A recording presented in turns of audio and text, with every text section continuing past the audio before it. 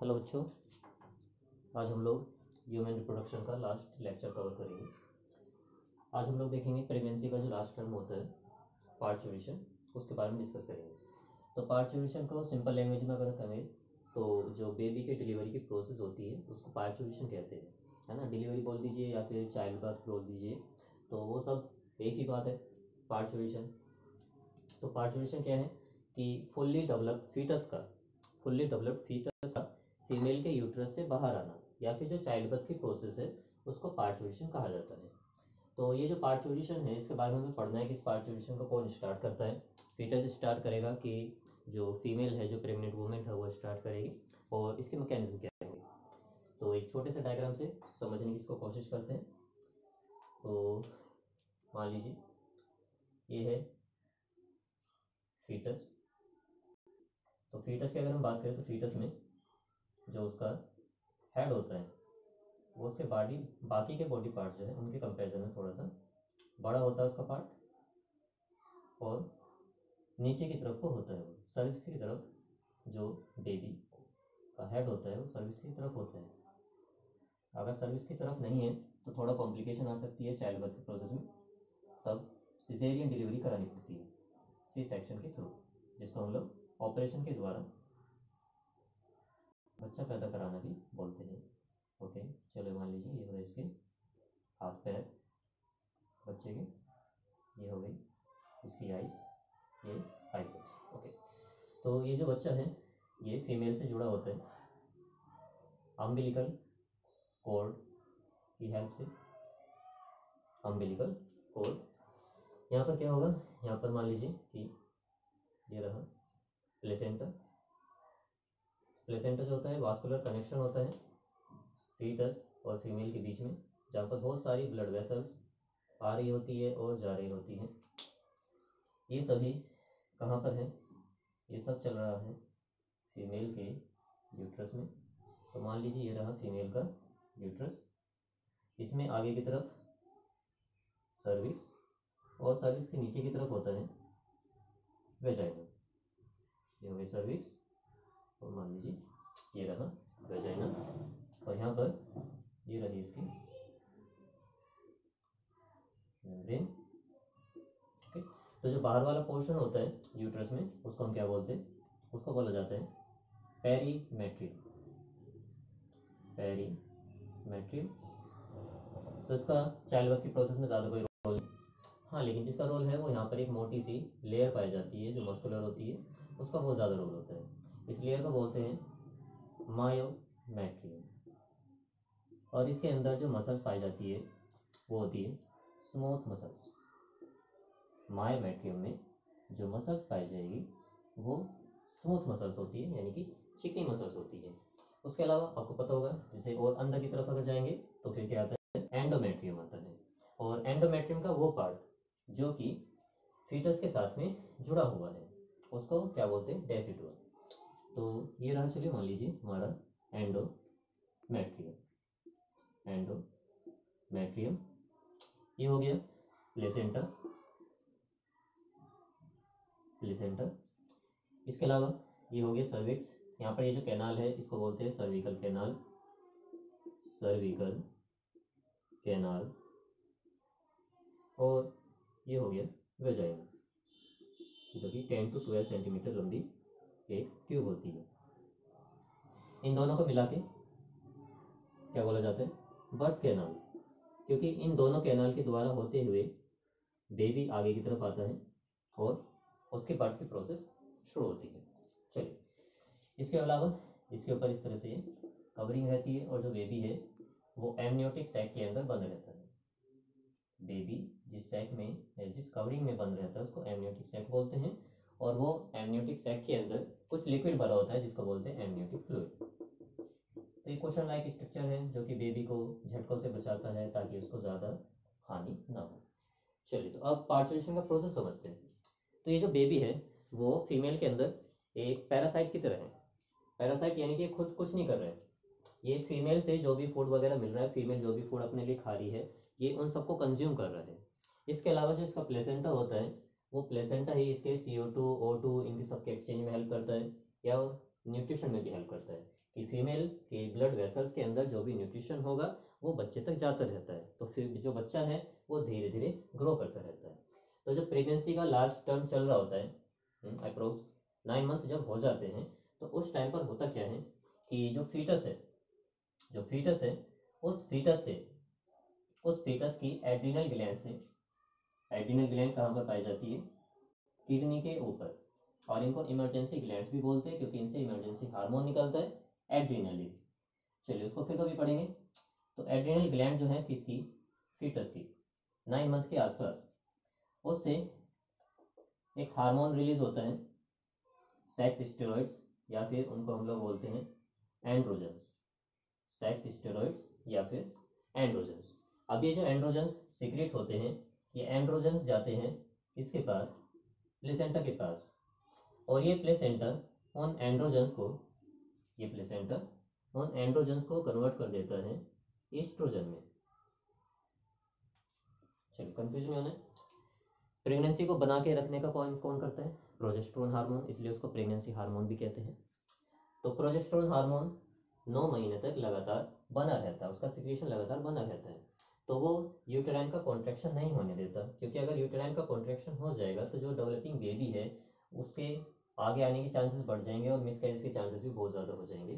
तो प्रोजेस्टेरोन का लेवल 9 महीने में पूरा बना रहता है, लेकिन जब 9 मंथ का पीरियड हो जाता है तो उसके आसपास क्या बन रहा है, एड्रिनल ग्लैंड किसकी, फीटस की, उससे एंड्रोजन या सेक्स स्टेरॉइड हार्मोन्स बनते हैं, ये जाते हैं प्लेसेंटा के पास में। अब प्लेसेंटा उनको कन्वर्ट करा देता है एस्ट्रोजन में। अब ये एस्ट्रोजन क्या करते हैं, ये एस्ट्रोजन यहाँ पर मायोमेट्रियम के अंदर, यहाँ पर मायोमेट्रियम के अंदर कुछ रिसेप्टर्स के नंबर को बढ़ा देते हैं, कुछ रिसेप्टर्स के नंबर्स को बढ़ा देते हैं। अब ये रिसेप्टर कौन कौन से हैं, किस चीज़ के रिसेप्टर हैं भाई, इनको बढ़ाना है तो बढ़ाने का भी कुछ काम होगा, बच्चे को आगे की तरफ धक्का देना है तो फीमेल अगर खुद ही जोर लगाएगी तो इतना ज़्यादा प्रेशर क्रिएट नहीं हो पाएगा, इतना ज़्यादा कॉन्ट्रैक्शन नहीं हो पाएगा, तो हमें और ज़्यादा कॉन्ट्रैक्शन की ज़रूरत पड़ेगी। देखिए एस्ट्रोजन सीक्रेट हुआ, इस एस्ट्रोजन ने क्या किया, यहाँ पर मायोमेट्रियम के अंदर कुछ रिसेप्टर्स के नंबर बढ़ा दिए। अब ये रिसेप्टर्स क्या हैं, ये है receptors for oxytocin, receptors for oxytocin. चलिए तो एस्ट्रोजन के जो होते हैं दो काम होते हैं, एस्ट्रोजन ऑक्सीटोसिन के रिसेप्टर्स को मायोमेट्रियम के अंदर इम्प्लांट कर देता है या उनके नंबर्स को बढ़ा देता है। इसके अलावा एस्ट्रोजन का जब हार्मोन का लेवल बढ़ जाता है तो प्रोजेस्टेरोन को मना कर देता है कि अब तुम्हें जो है ज़्यादा और नहीं होना है, अब तुम्हारा जितना भी काम होना था वो हो चुका है, अब तुम शांति से बैठ जाओ, अब मुझे काम करना है, अब मुझे मेरा काम करने दो। तो प्रोजेस्टेरोन बेचारा शांति से बैठ जाएगा, यानी कि उसका जो लेवल है वो धीरे धीरे डिक्लाइन करने लगेगा। तो कुछ थ्योरीज में ये भी मानते हैं कि प्रोस्टाग्लैंडिन रेस्पॉन्सिबल होते हैं प्रोजेस्टेरोन हार्मोन के लेवल को कम करने में। ओके कोई बात नहीं, हम एस्ट्रोजन भी हो सकता है और प्रोस्टाग्लैंडिन भी हो सकते हैं। तो एस्ट्रोजन ने क्या करा, प्रोजेस्टेरोन के हार्मोन के लेवल को कम किया, ऑक्सीटोसिन के रिसेप्टर्स को यहाँ पे बढ़ाया। वो इसलिए बढ़ाया क्योंकि जो फीमेल है उस फीमेल में क्या है, हाइपोथैलेमस, और उस हाइपोथैलेमस से पिट्यूटरी ग्लैंड लटकी रहती है। उस पिट्यूटरी ग्लैंड में दो पार्ट होते हैं, एक को बोलते हैं एंटीरियर पिट्यूटरी और दूसरे को बोलते हैं पोस्टीरियर पिट्यूटरी। तो जो पोस्टीरियर पिट्यूटरी है ये एंटीरियर होगी, ये मान लीजिए पोस्टीरियर। इस पोस्टीरियर पिट्यूटरी से एक बहुत ही इंपॉर्टेंट हार्मोन निकलता है जिसको हम लोग लविंग हार्मोन भी कहते हैं, ऑक्सीटोसिन। तो ये ऑक्सीटोसिन किसके द्वारा प्रेरित हो रहा है, एस्ट्रोजन के द्वारा। एस्ट्रोजन यहाँ पर क्या करा, इसके रिसेप्टर के नंबर को बढ़ा दिया। हालांकि पहले भी थोड़ा थोड़ा ऑक्सीटोसिन रिलीज होता रहता है, लेकिन उस टाइम पर जो रिसेप्टर्स के नंबर है वो बहुत ही कम होते हैं। अब रिसेप्टर्स के नंबर बढ़ गए, तो रिसेप्टर के अगर नंबर बढ़ गए तो ये ऑक्सीटोसिन अब ज़्यादा मात्रा में रिसेप्टर से जाकर बाइंड करेगा। ये रिसेप्टर से अगर बाइंड करेगा तो यूट्रस का या यूट्राइन जो वॉल है उसका धीरे धीरे कॉन्ट्रैक्शन होगा और बेबी को आगे की तरफ पुश किया जाएगा। ऑक्सीटोसिन आया, ऑक्सीटोसिन अपने रिसेप्टर से जाकर बाइंड करा, जितने ज़्यादा रिसेप्टर होंगे उतना ज़्यादा ऑक्सीटोसिन यहाँ पर बाइंड करेगा, जिससे और ज़्यादा यूट्रस का कॉन्ट्रैक्शन होगा। और जब यूट्रस का कॉन्ट्रैक्शन होता है तो ये जो फीटस है वो आगे की तरफ आता है और सर्विक्स से टच करता है इसका हेड, तो ये सर्विक्स को स्ट्रेच करेगा या फिर सर्विक्स की तरफ ये प्रेशर डाल रहे हैं, जिसकी वजह से यहाँ पर कुछ स्ट्रेच रिसेप्टर्स होते हैं, सर्विस के अंदर कुछ स्ट्रेच रिसेप्टर्स है। कौन से रिसेप्टर्स? Stretch receptors.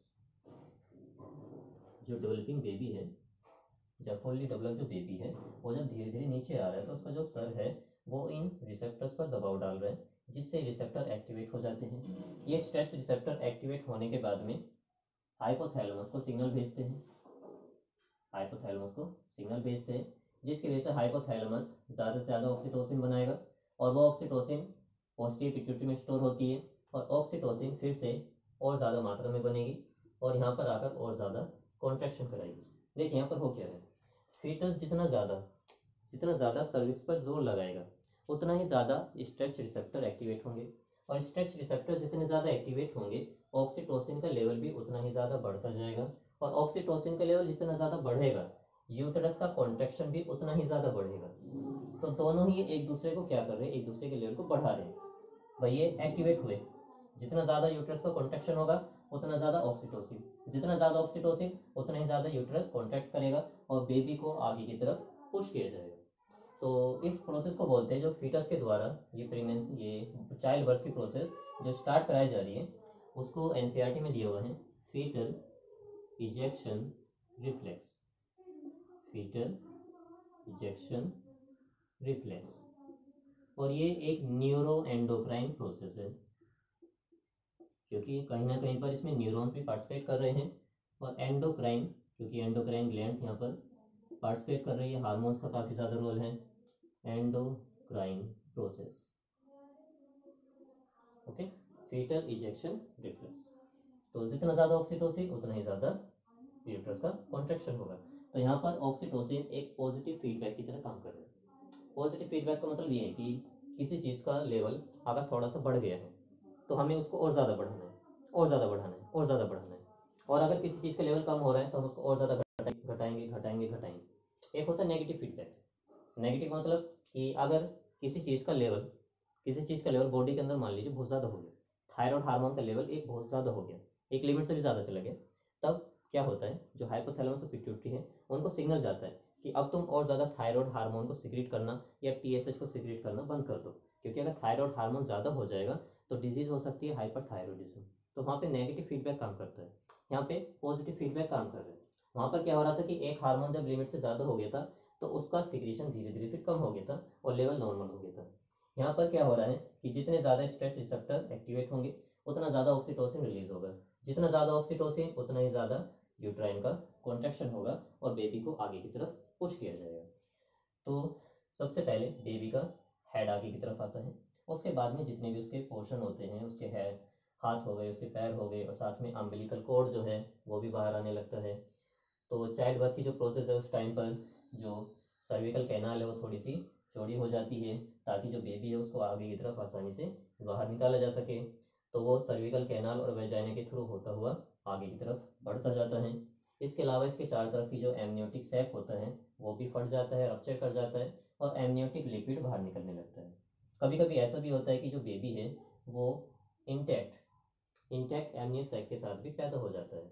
तो बाद में फिर उस एमनियोटिक सैक को पंक्चर करके उसको तोड़ना पड़ता है, उस लिक्विड को बाहर निकालना पड़ता है और जो बेबी पैदा हुआ है उसको पहले रुलाया जाता है, यानी कि उसको चेक करना होता है। क्योंकि देखिए, जब तक बेबी माँ के पेट में है तब तक वो अपने फेफड़ों को यूज़ नहीं कर रहा है सांस लेने के लिए, तब तक सारा काम प्लेसेंटा ही कर रहा है, वही CO2 को बाहर भेज रहा है, वही ऑक्सीजन को अंदर ले रहा है, वही न्यूट्रिशन को भी अंदर ले रहा है और वही एक्सक्रीटरी मटेरियल को भी बेबी से बाहर निकाल रहा है। लेकिन जैसे ही बेबी की डिलीवरी हो जाती है, जब वो हमारी दुनिया में आ जाता है, तो उस टाइम पर क्या है कि उसका ब्रीथिंग साइकिल स्टार्ट करना है, सांस लेना उसको शुरू करना है। अब जो फेफड़े है उसके उस तरह से डिज़ाइन नहीं है, पहली बार सांस लेने वाले हैं वो, तो हम क्या करते हैं कि उसको रुलाया जाता है। तो रुलाने के लिए उसके पैरों पर मारते हैं या फिर उसके पीठ पर थपथपाते हैं जोर जोर से, ताकि जो बेबी है वो रोए, और रोए तो यानी कि उसका जो ब्रीथिंग साइकिल है वो स्टार्ट हो सके। ब्रीथिंग साइकिल स्टार्ट होगा तो उससे जो उसके फेफड़े होते हैं वो थोड़े से सिकुड़ते या फिर फैलते हैं, जिससे से थोड़ा सा दर्द होता है। तो दर्द होने की वजह से बेबी थोड़ा सा रोता भी है। तो डॉक्टर ये इंश्योर करते हैं, उसको रुलाया जाता है ताकि जो बेबी है उसका नॉर्मल ब्रीथिंग साइकिल चल सके। ओके, चलिए, तो ये था हमारा पार्चुरेशन का लेक्चर। ठीक, इसके अलावा जब पार्चुरेशन कंप्लीट हो जाता है तो फीमेल के अंदर प्रोजेस्टेरोन का जो लेवल है वो तो फिलहाल कम ही था। उसके बाद वो ब्रेस्ट फीडिंग स्टार्ट कर देती है, लैक्टेशन। Okay, lactation. तो लैक्टेशन क्या है? मिल्क का जो प्रोडक्शन हो रहा है फीमेल के अंदर, वो बेबी के द्वारा, जो बेबी की डिलीवरी हो गई है तो उस टाइम पर प्लेसेंटा लैक्टोजन जो होता है, या फिर जो एस्ट्रोजन है, प्रोजेस्ट्रोन है, ऑक्सीटोसिन है, ये फीमेल की मेमोरी ग्लैंड की डेवलपमेंट कराते रहते हैं, उनको तैयार करते हैं कि अब जो है बेबी आने वाला है तो तुम्हें तैयार होना है, क्योंकि उसको नरिशमेंट देना है, उसको दूध पिलाना है। तो वो दूध को पिलाने के लिए जो मेमोरी ग्लैंड है उनका बहुत ज़्यादा डेवलप होना बहुत ज़रूरी है। तो ऑक्सीटोसिन और प्रोलैक्टिन, ये दो हार्मोन होते हैं जिनका रोल होता है लैक्टेशन में या मिल्क के सिक्रीशन में। प्रोलैक्टिन जो होता है वो मिल्क का सिक्रीशन कराता है। प्रोलैक्टिन हार्मोन ये एंटीरियर पिट्यूटरी से रिलीज होता है और उसका काम है सिक्रीशन ऑफ मिल्क, ये मिल्क को सिक्रीट कराएगा, सिक्रीशन ऑफ मिल्क। तो अभी ऑक्सीटोसिन का क्या रोल है? जो ऑक्सीटोसिन है वो मिल्क का इजेक्शन कराता है, यानी कि मिल्क को मेमोरी ग्लैंड से बाहर निकालेगा, इजेक्शन ऑफ मिल्क। देखिए दोनों का अलग अलग काम है। प्रोलैक्टिन हार्मोन मिल्क का सिक्रीशन करा रहा है मेमोरी ग्लैंड के अंदर। अब भाई वो अंदर बन तो रहा है लेकिन उसका बाहर आना भी तो ज़रूरी है। बाहर नहीं आएगा तो बच्चे को दूध नहीं मिल पाएगा, भले ही फीमेल के अंदर कितना ही दूध क्यों ना बन रहा हो, अगर वो बाहर नहीं आ रहा है तो बच्चे को दूध नहीं मिल पाएगा। तो इसलिए दो हार्मोन यहाँ पर ज़रूरी है। प्रोलैक्टिन सिक्रीशन कराएगा मिल्क का, यानी कि मिल्क को बनाएगा, और ऑक्सीटोसिन उस बने हुए मिल्क को निप्पल से बाहर लाने में हेल्प करेगा। तो कुछ जानवर होते हैं जैसे कि भैंस हो या फिर गाय वगैरह हुई, तो उनको अगर मिल्क बाहर नहीं निकल रहा है किसी फीमेल जानवर को, तो उसको जो डॉक्टर होते हैं, जानवर के डॉक्टर, वो उनको ऑक्सीटोसिन का इंजेक्शन लगाते हैं ताकि जो दूध है जो उसके अंदर बन रहा है वो धीरे धीरे बाहर भी आ सके। इसके अलावा अगर कोई फीमेल है उसकी नॉर्मल डिलीवरी नहीं हो रही है या फिर उसको लेबर पेन नहीं हो रहा है जो कि यूट्रस के कॉन्ट्रैक्शन की वजह से होता है, तब उसको डॉक्टर सजेस्ट करते हैं, इंजेक्शन देते हैं ऑक्सीटोसिन के। ऑक्सीटोसिन के इंजेक्शन इसलिए दिए जाते हैं ताकि फीमेल को पेन होगा तो उसके जो स्ट्रेस रिसेप्टर है वो एक्टिवेट होंगे तो ऑक्सीटोसिन और ज़्यादा रिलीज होगा और यूट्रस का कॉन्ट्रैक्शन बहुत ज़्यादा होगा। तो यूट्रस का जब कॉन्ट्रैक्शन ज़्यादा होगा तो बेबी के बाहर की तरफ आने के चांसेस बहुत ज़्यादा बढ़ जाएंगे। तो कभी कभी कॉम्प्लिकेशन हो जाता है कि जो हेड है वो सर्विस की तरफ ना होकर थोड़ा ऊपर की तरफ आ जाता है, यानी कि पैर नीचे और हाथ और जो सिर है वो ऊपर की तरफ होता है, तब एबनॉर्मल डिलीवरी होने के चांसेस थोड़ा बढ़ जाते हैं। तब हमें क्या करना होता है? तब सर्जरी करके बेबी को बाहर लाना होता है, तो उसको बोलते हैं सिजेरियन डिलीवरी।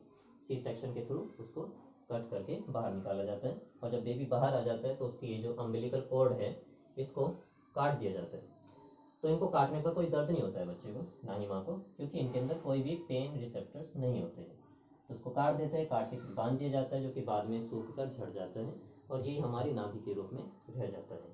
तो आजकल इस एम्बिलिकल कॉर्ड को प्रिजर्व करके रखा जाने लगा है क्योंकि इस एम्बिलिकल कॉर्ड के अंदर कुछ ऐसी सेल्स होती है जो आगे चलकर दूसरी सेल्स में कन्वर्ट हो सकती है। वो आगे चलकर लीवर की सेल्स बना सकती है, वो आगे चलकर ब्लड सेल्स बना सकती है, वो आगे चलकर किडनी की सेल्स बना सकती है, यानी कि टोटिपोटेंट सेल्स है, किसी भी तरह की सेल में वो कन्वर्ट हो सकती है। तो इसलिए अब इसको कंजर्व करके प्रिजर्व करके रखा जाने लगा है इसको, अम्बिलिकल कॉर्ड को। ओके, तो बच्चों ये था आज का हमारा लेक्चर। इसके अलावा कुछ क्वेश्चन आंसर्स इसके रह गए हैं वो भी हम लोग देखेंगे।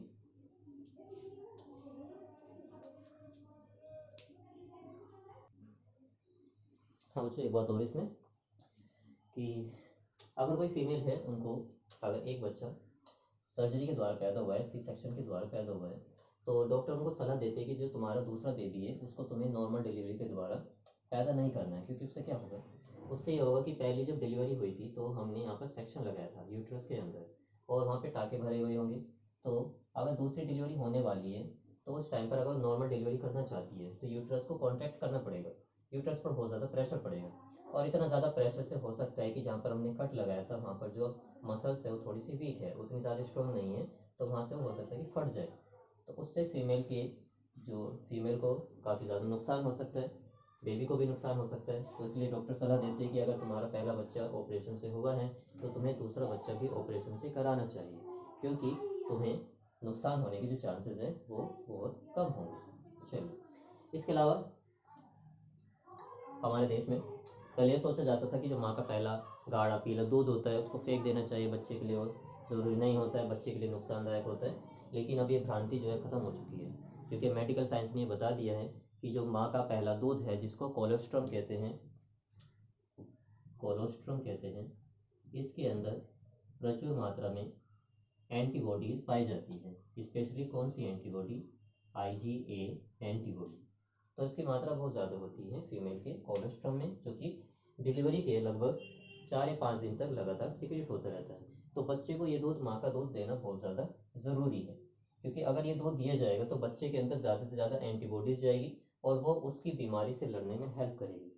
तो इसलिए NCERT में या फिर UP बोर्ड में क्वेश्चन आ जाता है कि जो बच्चे बोतल का दूध पीते हैं या बाहर का दूध पीते हैं वो आसानी से बीमार पड़ जाते हैं, जल्दी जल्दी बीमार पड़ जाते हैं, और जो माँ का दूध पीते हैं वो जल्दी से बीमार नहीं पड़ते हैं। तो ऐसा क्या है, ऐसा क्यों है? वो इसलिए है कि जो बच्चे बोतल का दूध पी रहे हैं वो दूध उनको गर्म करके उबाल के दिया जा रहा है, और वो माँ का दूध नहीं है, वो किसी भैंस का या फिर गाय का दूध होता है। तो जब उसको उबालते हैं तो जो एंटीबॉडी है और जो उसके अंदर विटामिन C था, एस्कॉर्बिक एसिड, वो गर्म करने पर नष्ट हो जाते हैं। तो बेबी को वो एंटीबॉडीज़, वो विटामिन नहीं मिल पाएगा। जबकि दूसरा जो बेबी है जो माँ का दूध पी रहे हैं, तो जो माँ का दूध है उसको डायरेक्टली मिल रहा है, कोई गर्म वगैरह करके उसको नहीं दिया जा रहा है। तो डायरेक्ट उससे एंटीबॉडीज़ भी मिल रही है, डायरेक्ट उससे सारे के सारे न्यूट्रिशन भी मिल रहा है, उससे विटामिन C भी मिल रहा है। तो माँ का दूध एक सर्वोत्तम आहार माना जाता है बच्चे के लिए। तो डिलीवरी के लगभग 6 महीने तक बच्चे को सिर्फ माँ का दूध ही देना चाहिए। कोई पानी या फिर मुगली भुट्टी भी देते हैं आजकल, तो वो भी नहीं देना चाहिए। माँ का दूध ही सर्वोत्तम आहार है, ऐसा माना जाता है। तो 6 महीने तक सिर्फ माँ का दूध ही देना है बच्चे को। हाँ, उसके 6 महीने के बाद में अगर शुरू करना चाहते हैं तो ऊपर का दूध या फिर दूसरी चीज़ें दे सकते हैं, लेकिन फिलहाल पहले 6 महीने तक माँ का दूध ही देना ज़रूरी होता है। इसके अलावा जब डिलीवरी कंप्लीट हो जाती है तो माँ के अंदर जो ऑक्सीटोसिन हार्मोन का लेवल है वो भी धीरे धीरे बढ़ने लगता है। अब ये हार्मोन का लेवल का क्या काम है? क्योंकि अब तो यूट्रस ने कॉन्ट्रैक्ट कर लिया जो उसको कॉन्ट्रैक्ट करना था, डिलीवरी भी हो गई बेबी की, तो अब क्या काम है ऑक्सीटोसिन का? एक्चुअली में ये काम उसका ये है कि ऑक्सीटोसिन एक लविंग हार्मोन है, या उसको हम लोग बॉन्डिंग हार्मोन भी कहते हैं। माँ और बच्चे के बीच में जो लगाव होता है, जो मोहब्बत होती है, जो चाहत होती है, वो ऑक्सीटोसिन हार्मोन की वजह से होती है। तो जब माँ की गोद में बच्चा आता है तो माँ उसको सहलाती है, उसको प्यार करती है। क्यों? ऑक्सीटोसिन ज़्यादा सिक्रेट होता है, ऑक्सीटोसिन ज़्यादा सिक्रेट होगा तो माँ का बच्चे के प्रति लगाव ज़्यादा होता है। इसलिए जो बच्चे होते हैं वो माँ के ज़्यादा नज़दीक होते हैं पिता के कंपैरिजन में। वो किसकी वजह से? ऑक्सीटोसिन की वजह से। तो ऑक्सीटोसिन एक बॉन्डिंग की तरह भी हेल्प करता है माँ के और शिशु के बीच में, और इसको लविंग हार्मोन भी कहते हैं, कि जो मेल और फीमेल के बीच में अट्रैक्शन में हेल्प करता है। तो बच्चों, ये था आज का लेक्चर।